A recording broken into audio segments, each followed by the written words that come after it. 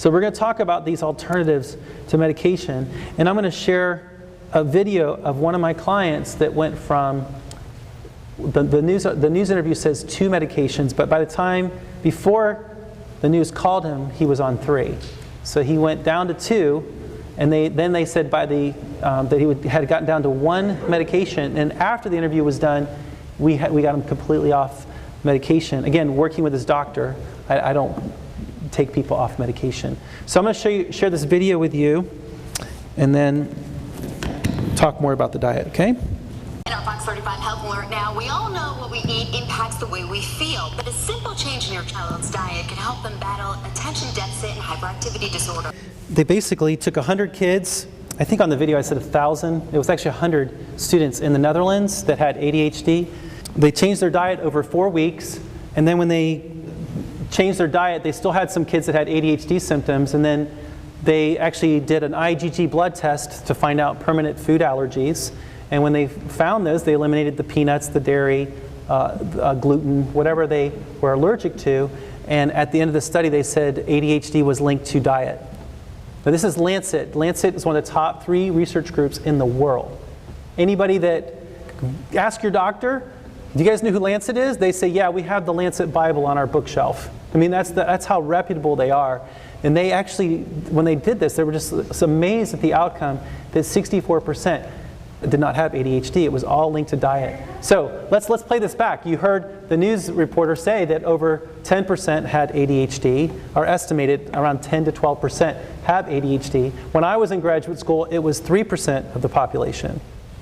Now, if you took 100 kids and 64% did not have ADHD when they just changed their diet, now 64% of 12 brings you back to 4%. We're back to that 3 or 4% number that really have ADHD. So what's changed in the last 20 years? Genetically modified foods, 1994. Genetically modified foods have changed. They don't digest like they used to. Genetically modified corn. Okay, did corn digest before they modified it? No, I have boys that I work with. They say, no, it's in the I see it in the toilet. Corn doesn't digest. And now we modified it. It's even worse. It's even worse. It really doesn't have much nutritional value. And then we have the wheat. The gluten doesn't digest as well as it used to. The pesticides they spray on it kills the enzymes in the wheat that helps to digest it when you eat it. So that's why I ran 15 miles a week, did 600 ab rippers, did P90 weights for a year and a half, did not lose any weight. Then I stopped gluten, sugar, and dairy, dropped 10 pounds in 2 weeks, dropped 10 more in 6 months. Exercising less. It was crazy because my legs were in good shape, my chest was in good shape, my arms were in good shape, but I had this spare tire here. And as soon as I stopped, I got rid of it. Because gluten doesn't digest very well, it just sits there. And of course when it sits there, now it rots, now you have inflammation, we've heard of leaky gut, and there's a lot of research now on how the gut is our second brain. Because where do our brain transmitters come from? They come from our gut. They come from our stomach. You know where our serotonin comes from? 95% of your serotonin is in your gut. When people take medication, they take Prozac or they take a stimulant, where does it go? It goes in your gut. Then where does it go? It goes back to your brain. So what if we looked at what we're eating? If we have all this inflammation in our gut, now we're stressing out our adrenals.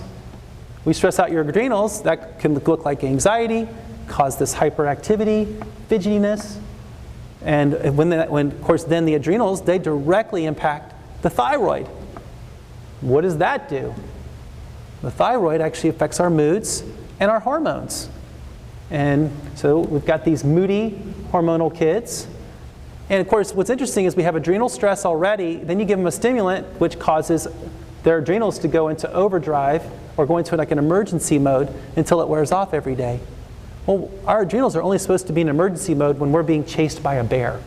Okay? Hopefully you get away from the bear, but I mean, then your adrenals calm down. I mean, the reason we don't ride a roller coaster more than a minute is because we would have adrenal stress when we get off and have post-traumatic stress symptoms, like a military vet coming back from shell shock from a war. And that's what we get with video games too. We get the same thing from video games. They're getting bombed constantly over and over and over again, and they're doing it for 6 hours, and then when you pull the plug, or I like to say pop it, it's like if you take it out of the vein, you know, like the heroin, it's like, bah, you get a similar response to detoxing them. So the video games, you know, I don't have a problem with video games. It's about how much they play based upon their age. Okay? Now, I am not a doctor. I am a licensed mental health counselor, but all this information I'm going to share with you is endorsed by a nutritionist, okay? And I don't take anybody off of medication. I work with their doctors if they want to go off medication. So I don't take people off medication. So I'm cautioning all of you, you know, that this is just some things to think about and talk about with your doctor. Okay, so basically we're going to talk about carbohydrates. The things that we're going to talk about during this last hour is what is the purpose of carbohydrates, how unburned carbs affects our ability to absorb nutrients, how people with ADHD, anxiety, depression, and bipolar symptoms crave carbohydrates. Have you noticed that? They're all craving carbs for different reasons. ADHD people crave carbs because whatever they like, remember, it's a +3 for most people, it's a +10 for them. So if they like carbs, woo, they really like carbs. And they get really locked into it. It's quick and it's fast and it's easy, and then I can go right back and play. I don't have to miss out on my time playing. But people that are depressed, they do it to self-soothe. Same thing with anxious people. They actually get a sugar crash from the carbs and they feel better right when they crash, but then they don't manage stress very well after that, and they get more anxious, and then their sugar gets low and they're looking for more sugar again. When to eat carbs? When should we eat them? Protein to increase mental strength, focus, mood control, and sleep. And then we're going to review like the vitamins that work for each of these things. So students across the globe have the following routine and eat up to 2 to 5 pounds of carbohydrates, starch, and sugar per month. So Europe, South America, in France they eat a croissant and cheese. That's a kind of a traditional breakfast. And you were thinking, man, that'd be great. I'd love to have a croissant and cheese every morning and look like the people in France do. Well, they walk to school. They walk to work.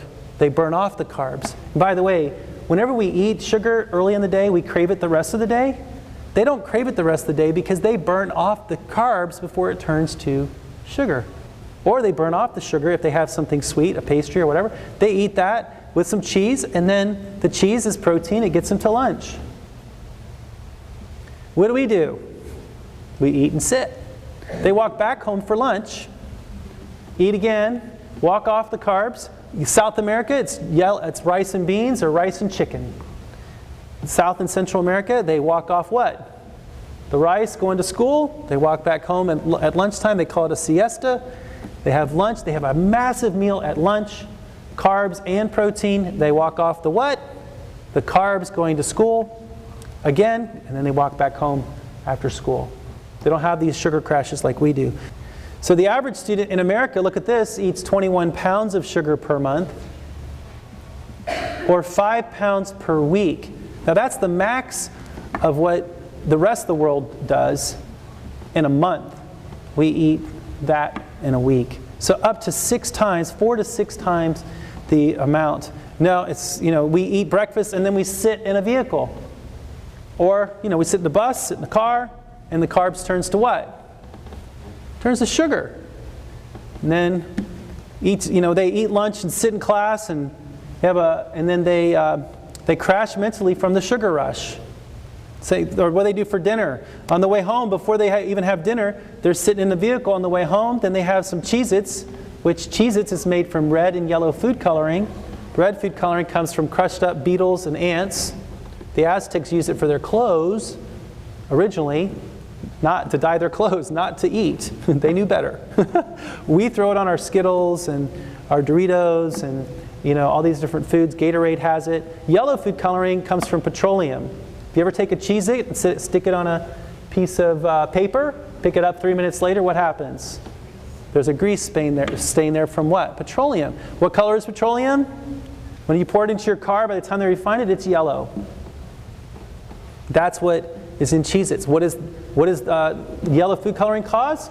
Thyroid tumors. Causes thyroid tumors. It's all in the research. And that's what we're giving ourselves or our kids. So you think a thyroid tumor might cause some mood problems? Might add to that problem that they already have trouble with their moods. Or maybe that's why they're having that mood problem. Maybe it's not ADHD or a mood disorder. Maybe it's just what they're eating. And that's what I find a lot. They sit, play on the computer. They just let the carbs, the sugar just causes a big crash, okay? So they eat dinner, sit around, watch TV, get ready for bed.